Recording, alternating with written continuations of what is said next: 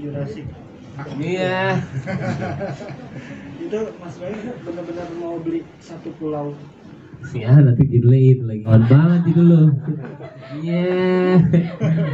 Biarkanlah, doain aja. Doain, Ricky deh jelasin deh. Hati-hati lagi bro. 2024 deh, itu aja. Tuh. Saya senangnya kalau udah di sama orang yang seperti Ricky ya. Semua jadi optimis, ngerti nggak? Yang tadinya angan-angan, semua optimis. Karena mereka yang tahu sistem, mereka yang tahu ini. Dan arsiteknya pun sebenarnya nanti juga sudah meeting. Kita pakai arsitek yang orang alhamdulillah ya orang Indonesia, tapi ternyata dia itu punya perusahaan awal di Macau.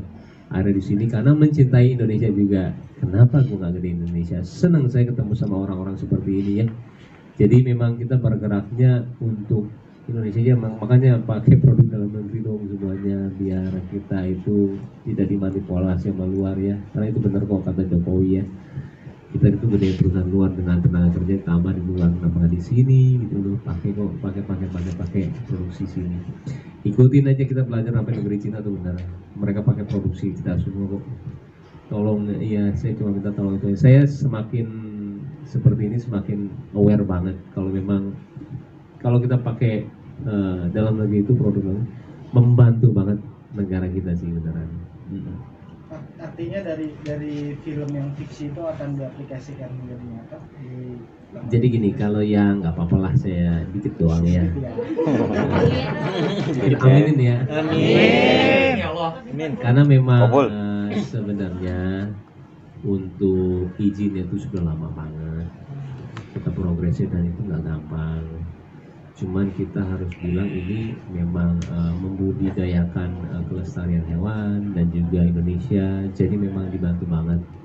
Kembali lagi progres ini panjang banget karena udah tahunan, udah hampir 2 tahun ya kita ini. Saya nggak pernah ngomong baru sekarang. Cuman arah ke sana memang sudah ada dan insya Allah juga sudah sudah tahu, ada beberapa yang sudah tahu ya, tapi karena legal kan masih juga ini ya diurus.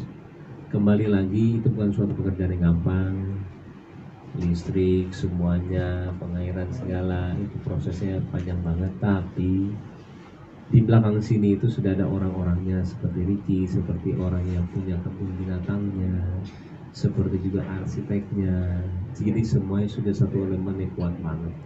Tergantung dari ya Allah aja jadi atau enggak, tapi progresnya itu semakin kesini semakin nyata. Yang tadi saya dengerin juga ditawarin untuk ini sudah tapi ketika ini kok kesini tambah jelas ya walau alam ya, mudah-mudahan aja. Bisa dibilang nih apa impian Mas Baim yang akhirnya bisa diwujudkan dari Adia sendiri. Iya, paling Sama-sama. sama-sama. Berdua. Awal pertama kali Pak Im telepon masalah kita partneran, Adia ke TWE itu salah satu mimpi yang dia sampaikan juga. Ricky, saya punya ini nih project yang jauh banget, timpak kebun binatang. Waktu itu kita masih nangkapnya ini kan, wah kejauhan nih.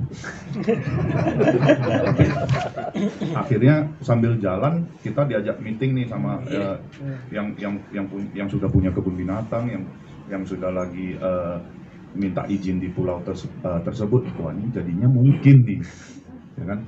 Jadi secara tidak langsung Adia itu ditarik untuk bermimpi bareng sama dia. Nah itu, nah kita mungkin kita targetkan 2024 kalau izinnya keluar semua. Amin. Jadi kan kita bicara gitu kan kita harus tahu ya konsentrasi makannya berapa, ini berapa, itu orang kebun binatang doang yang tahu. Dan ketika saya cerita dia itu dia excited, dan satu hal lagi ketika saya cerita dengan teman arsitek saya, dia merinding. Ini berarti gila banget Bayu. Ini kalau misalnya kita jual aja ke klien, kita nggak ngerjain, kita untungnya banyak. Karena konsepnya sangat bagus banget dan semuanya juga bukannya bukannya main-main ya. Benar ya ngurusnya layernya dari surat ini. Iya, saya bilang doain aja ya. Kembali lagi doain. Mudah-mudahan jadi ketahuan, mudah-mudahan dengan adik kalian yang pada nonton ya. Insya Allah ya, semuanya balik lagi ke Allah. Ya kita cuma bisa kerja keras aja lah, itu aja. Tapi awalnya kalau Bayang kepikiran untuk bikin Jurassic Park asli real ini gimana Kak? Bukan dari saya. jujur dari orang yang punya kebun binatang. Tapi saya langsung karena saya tuh suka, jadi gini loh, saya awalnya itu ke kebun binatang mereka dan akhirnya saya bisa megang semua binatang. Yang saya bilang kebun binatang di sini kenapa saya nggak terlalu suka, karena saya cuma lihat dari kerangkeng doang. Ini saya bisa pegangin semua.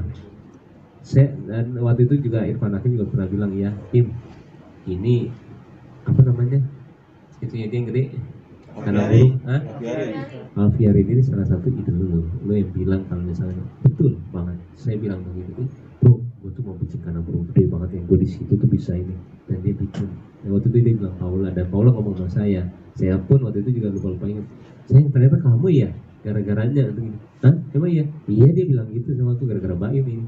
Memang benar. Saya tuh suka banget kalau ada interaksi sama binatang, karena saya suka binatang bukan yang ngeliatin doang. Nah, di situ dia bilang kalau mau buat Jurassic Park-nya yang pertama di dunia, kalau bisa dipegang semua. Tadi dia bilang ada, saya mesempurnakannya dengan ide semuanya, dengan nama, ide, dan juga konsep. Yang akhirnya dia bilang, iya nanti ada komodo ini. Gila lu berapa komodo, gue bilang. Jangan, karena target market kita adalah family. Jangan kita jadi segmented ke arah yang begitu. Harus family, anak kecil ke sana itu aman. Jangan ada komodo. Harus sesuatu hal yang benar-benar buat anak kecil itu orang tua nggak was-was. Paling seru itu kita ada jerapah, ada di atas yang restoran banyak yang di atas itu ya. Jadi harus yang sesuatu hal yang aman. Jadi namanya juga nanti ada berbau Afrikanya, supaya orang sana juga orang luar gampang untuk search-nya. Kayaknya kebanyakan. Oh, iya. Menikmati kayaknya. Nanti udah digambar tuh sama dia. Jangan. Ini bukan spoiler lagi dah. Iya, jangan. Bobo. Bang Riki, kira-kira apa sih yang membuat yakin mengeklik gue harus ngajak Baim nih? Awalnya terus juga kan Mas Baim ibaratnya kan pilih-pilih kan banyak yang masuk, cuman gue milih beberapa katanya. Yang satu tadi pasti chemistry ya. Kita juga agak langsung iya pada saat itu dia nelfon, ya seorang Baim nelfon kita untuk ngajak partneran, itu sesuatu hal yang jarang ya.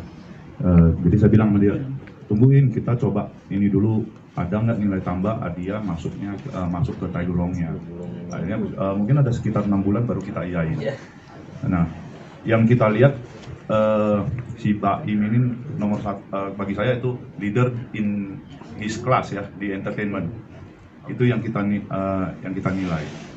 Kreativitasnya dari cara mempromosikan satu brand atau satu produk itu luar biasa. Contohnya saya punya roti Romi kan tadi kan. Dia mampir tuh ke Medan. Dia bilang, oh ini luar biasa enak nih, ayo bawa ke Jakarta. Ayo, akhirnya nyari-nyari tempat dapat, dan ini orang punya hoki deh. Itu aja, dia mau apa aja dapat. Mau cari lokasi tiba-tiba ada aja yang nawarin gitu loh. Sama seperti halnya yang tadi Timpak tadi, dia pengen ini, ada aja yang nawarin gitu. Nah, jadi sering juga tiap malam-malam nih telepon, kalau nggak malam-malam pagi jam 7 dia bangunnya pagi. Ya kan? Ini ada yang ini nih, ada yang ini nih. Nah, di sana juga kita berbagi. Ada yang kita terima dan nggak kita terima juga ide-idenya. Dengan pemikiran out of the box ini yang Mas Baim kan ekstrim, apalagi gila lu yang Dia bikin bukan tempat out itu. of the box lagi, dia udah out of the planet. Kadang-kadang harus kita tarik, tungguin. Itu gimana tuh Bang Riki untuk ibaratnya menggapai ide-ide gilanya Mas Baim? Seperti saya bilang tadi kan, nggak kita langsung iyain, kita lihat ternyata satu persatu kita kenalan sama yang bisa ngeran kebun binatangnya, lokasinya, mungkin kita lihat surat-suratnya. Kalau kita lihat ada potensi untuk ini dilegalkan secara legal, semua bisa diizinkan, ayo. Nah, kita juga udah lihat ke yang kebun binatang yang dipunyai oleh operator di sana, dia udah lihat juga dan lumayan bagus. Nah, akhirnya kita masuk ke MOU. Itu aja. Amin. Mas Baim, kira-kira ini termasuk buah kerja keras kan? Tadi sempat buka makan yang di Kemang tuh, yang mamak gagal tuh kan, dari dulu. Akhirnya sekarang kan tadi nggak nyangka punya animation ini. gimana ini masuk gua kerja keras yang nggak mau putus asa lah, bisnis terus gitu. Saya bilang selain kerja keras itu saya selalu bilang ini adalah rezeki istri, ya rezeki anak. Jadi walaupun dia begitu aja, ada satu sirkulasi yang nggak bisa diputus ya, karena memang ada nggak mungkin kita seperti ini kalau tanpa mereka lah. Ini adalah rezeki istri, rezeki anak. Biarkan kerja keras saya itu jadi tulus saja, tapi bisa dibilang kalau semua ini karena mereka lah. Jadi ya kalau saya sih kerja keras aja.